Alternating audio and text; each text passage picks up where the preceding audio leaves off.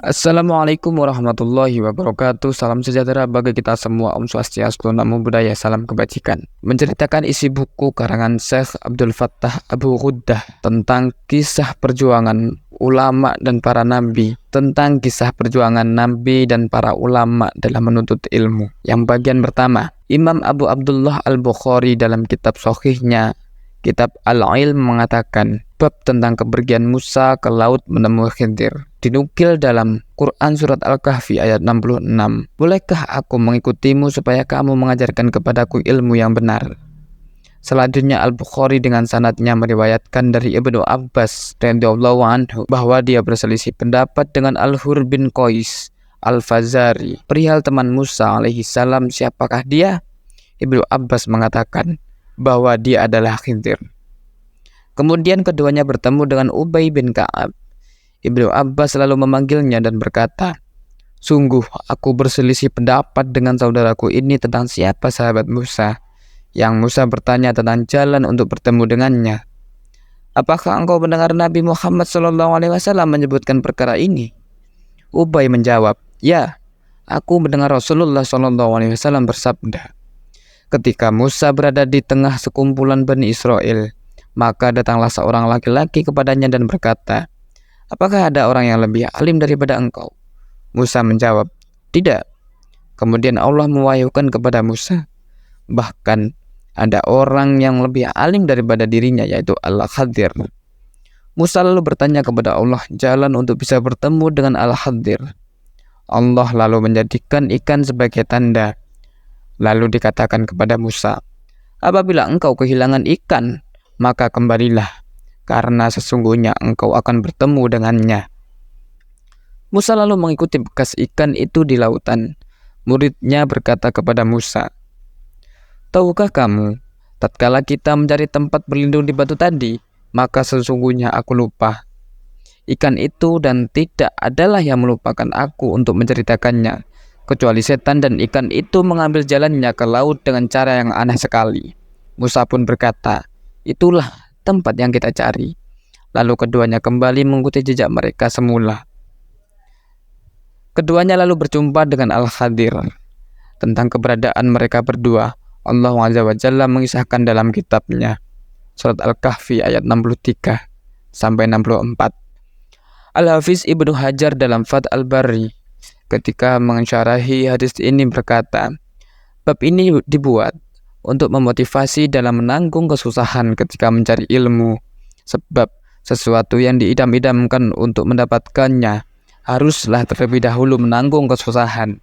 Selain itu, keberadaan Musa alaihi salam yang sudah sampai kepada derajat pemimpin, yaitu pangkat tertinggi, tidak menyebabkan dia enggan untuk mencari ilmu dan naik tunggangan di darat dan lautan dalam rangka mendapatkan ilmu.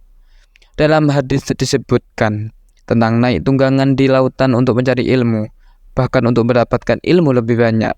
Juga disebutkan diisyaratkannya membawa perbekalan dalam perjalanan, senantiasa tawadhu dalam segala keadaan, dan seorang tokoh pun harus taat kepada orang yang mengajarnya. Oleh karena itu, Musa sangat ingin untuk bertemu dengan Al-Khadir alaihi salam dan memintanya untuk mengajarinya. Hal ini merupakan pelajaran bagi kaumnya supaya memiliki adab sebagaimana dirinya, serta mengingatkan orang yang merasa dirinya suci agar meniti jalan tawadhu. Dalam hadis ini juga disebutkan tentang keutamaan menambah ilmu meskipun harus dengan menanggung kesusahan dan kepayahan dalam perjalanan. Al-Hafiz Al-Khatib Al-Baghdadi dalam Ar-Rihlah Fit Talab Al-Hadis halaman 53 setelah menuturkan hadis ini, ia berkata, sebagian ahli ilmu mengatakan bahwa apa yang dikeluhkan oleh Musa berupa kesusahan dalam perjalanan dan bersabar untuk selalu tawadhu dan taat kepada Al-Khidir.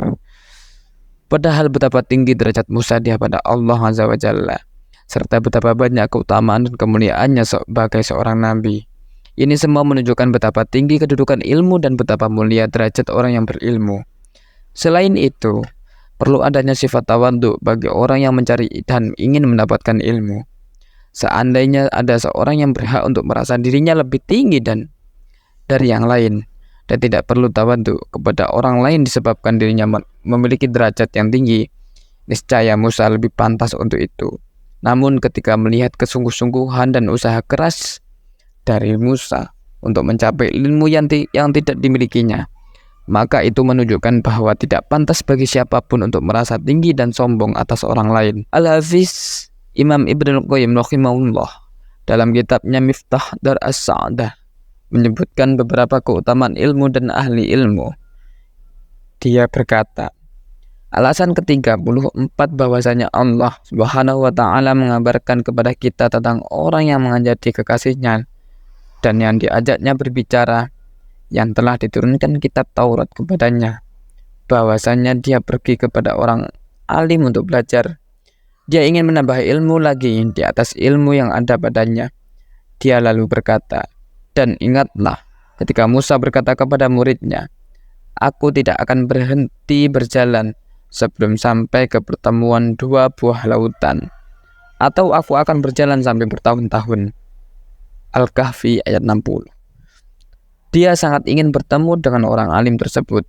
Ketika dia sudah bertemu, maka dia berjalan bersama orang alim itu sebagaimana berjalannya seorang pelajar terhadap gurunya. Dia berkata kepada orang alim itu, Musa berkata kepada Al-Khidr, bolehkah aku mengikutimu supaya kamu mengajarkan kepadaku ilmu yang benar di antara ilmu-ilmu yang telah diajarkan kepadamu? Al-Kahfi 66. Setelah memberi salam kepada orang alim itu, dia memulai dengan meminta izin terlebih dahulu untuk bisa mengikutinya, dan dia tidak akan mengikuti kecuali setelah mendapatkan izin. Dia berkata, supaya kamu mengajarkan kepadaku ilmu yang benar di antara ilmu-ilmu yang telah diajarkan kepadamu.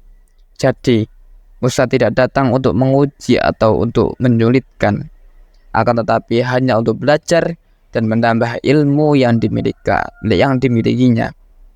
Dengan kisah ini cukup untuk menyatakan betapa derajat ilmu sangatlah tinggi dan mulia. Sebab Nabiullah dan Kalamullah mau melakukan perjalanan bahkan menanggung kesusahan dalam perjalanannya untuk belajar 3 masalah pada seorang laki-laki yang alim.